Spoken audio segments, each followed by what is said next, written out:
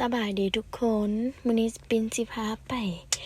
เบิ่งบรรยากาศพาไปเปิดประสบการณ์ใหม่ๆอยู่ที่เมืองเวียงเนาะโดยการขึ้นพารามอเตอร์แล้วเราก็มากินข้าวอยู่ร้านสกายครับซึ่งที่เป็นจังไดนั้นไปเบิ่งน้ำกันเลย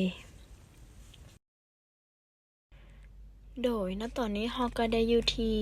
ร้านสกายครับแล้ววันนี้จะเป็นจุดปล่อยบอลลูนและก็พารามอเตอร์อยู่ในเมืองเวียงเนาะ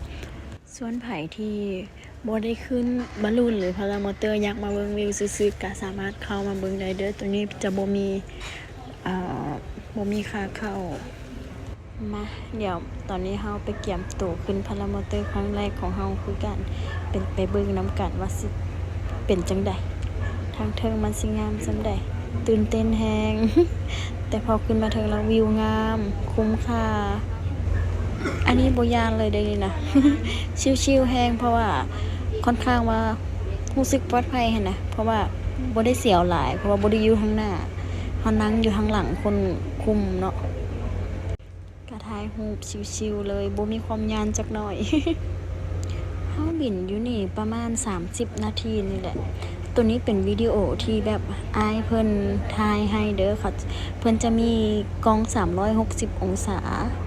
ถ่ายให้แล้วเพิ่นตัดวิดีโอส่งให้เพิ่นว่าบริษัทนี้เป็นบริษัทเดียวในโรงเรียนใดที่แบบเพิ่นถ่ายวิดีโอให้แบบนี้นะโดยกล้อง360องศา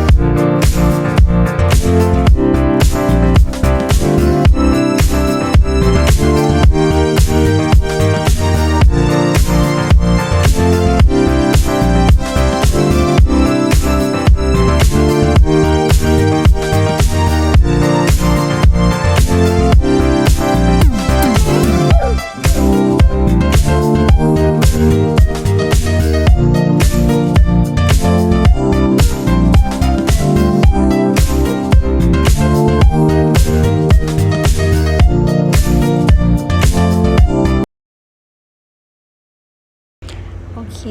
ตอนนี้เฮากันแล้วเนาะมาเกี่ยมตั๋วมากินข้าวแรงโตซึ่งเฮาสิกินในมื้อนี้แม่นอาหารเกาหลีทางร้านเพิ่นบรรยากาศดีเด้อเพิ่นจะมีเบียร์ลาวมีค็อกเทลให้บริการนำมีทั้งกาแฟนำได้สามารถไปนั่งกินข้าวชมวิวงามๆแล้วก็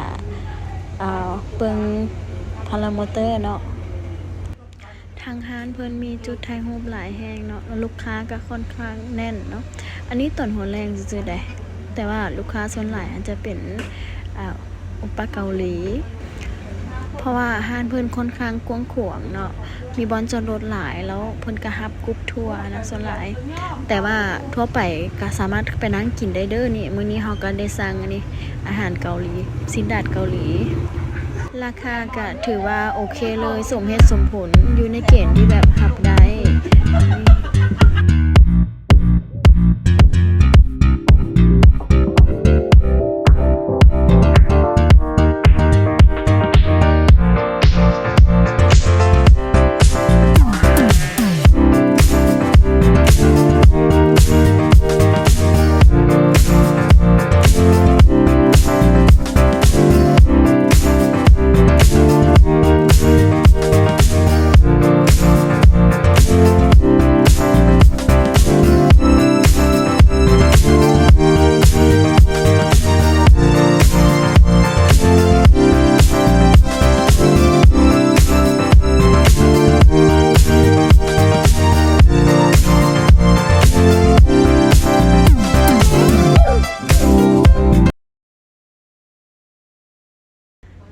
พอกินข้าวใกล้สิอิ่มแล้วเพิ่นก็มีนักศิลปะมาฟ้อนมาโชว์ให้เบิ่งเนาะอันนี้เพิ่นแสดงทุกมื้อเลยได้กินข้าวไปนำชมการแสดงไปนำชมวิวไปนำมันเลิศ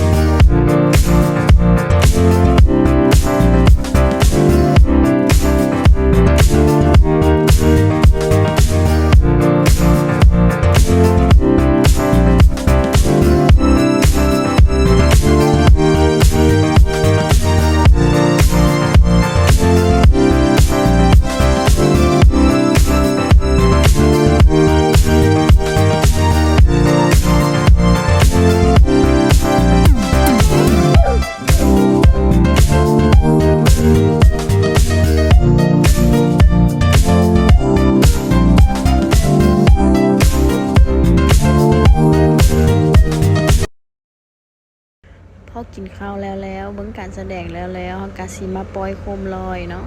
ตัวนี้ได้ซื้อไปเองเด้อร้านเพิ่นบ่มีขายเด้อ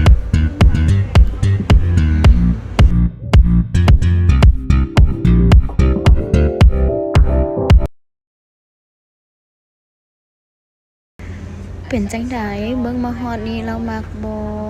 ถ้ามักอย่าลืมกดไลค์กดแชร์ให้ปิ่นเด้อเพื่อเป็นกำลังใจให้ปิ่นในการเฮ็ดคลิปต่อไปหรือมีหยังสิแนะนำหรือตำหนิติชมก็สามารถคอมเมนต์กันมาได้เด้อเพื่ออนำเอาไปปรับปรุงแก้ไขให้มันดีขึ้นขอบใจบ๊ายบาย